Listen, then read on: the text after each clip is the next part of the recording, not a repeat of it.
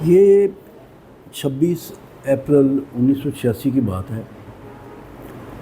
رات کے 1:23 پر پری پیٹ جو سٹی ہے یوکرائن کا، اس کے اندر چرنوبل کا واقعہ ہو گیا۔ یہ ایک حادثہ تھا، ایٹمی پاور پلانٹ کا ریکٹر 4 جو ہے اس میں بس معاملہ گڑبڑ ہو گئے۔ جو جانتے ہیں انڈسٹری کو ان کو سمجھ آ سکتی ہے کہ کیا ہوا ہوگا۔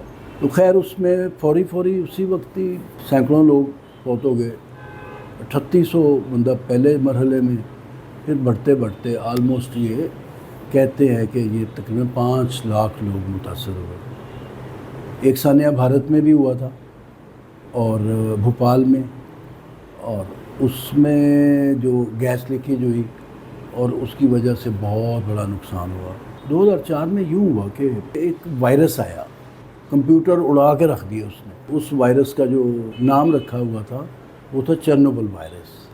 آج میں نے یونائٹڈ نیشن کے پیج پہ گیا اور پوچھا کہ آج کون سا دن ہے، تو انہوں نے کہا کہ چرنوبل کے لوگوں کو یاد کرنے کا دن ہے۔ اب دیکھ لیجئے، بات بظاہر بڑی چھوٹی ہے لیکن اس میں بھی پروپیگنڈا ایلیمنٹ ایسا انٹر ہوا ہے کہ آپ حیران رہ جاتے ہیں۔ لوگ مرتے ہیں، حادثات ہوتے ہیں، لیکن وہ حادثات کی نیمنگ جو ہے نا وہ بڑی اہم ہے۔ پاکستان میں اور انڈیا میں تو شاید رواج نہیں ہے، ہم کہتے ہیں 2005 کا زلزلہ، 2010 کا سیلاب، لیکن جو نیمنگ کرتے ہیں وہ طوفانوں کے آنے سے پہلے ان کا نام رکھ دیا جاتا ہے۔ وہ ریٹا ہو، سونامی ہو، کترینا ہو، اس طرح کے نام بھی تھوڑے خوشگوار رکھتے ہیں تاکہ حادثے کی شدت کا احساس ذرا کم ہو سکے۔ یہ جو انٹرنیشنل ڈیز ہیں اقوام متحدہ کے، اس میں بھی آپ کو، اگر آپ جرنلسٹ ہیں، اگر آپ تھوڑا سوچتے ہیں تو آپ کو نظر آئے گا کہ کچھ چیزیں جو ہیں وہ عالمی پروپیگنڈا کے لیے استعمال ہو رہی ہیں۔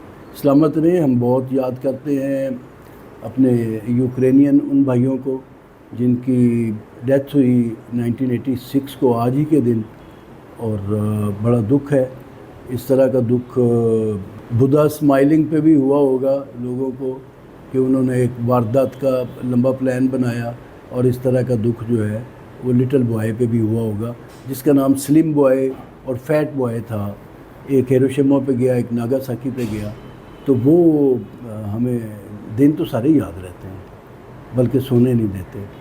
حادثہ ایسا ہے کہ ہم لوگوں نے سائنس کے وہ فائدے جو انسانی زندگی کو ایز کر سکتے تھے، سہولت دے سکتے تھے، اس کی بجائے ان فائدوں کو یاد رکھا ہے جو دنیا میں بڑے واقعات کی بنیاد بنتے ہیں۔ سلامت رہیے، اللہ حافظ۔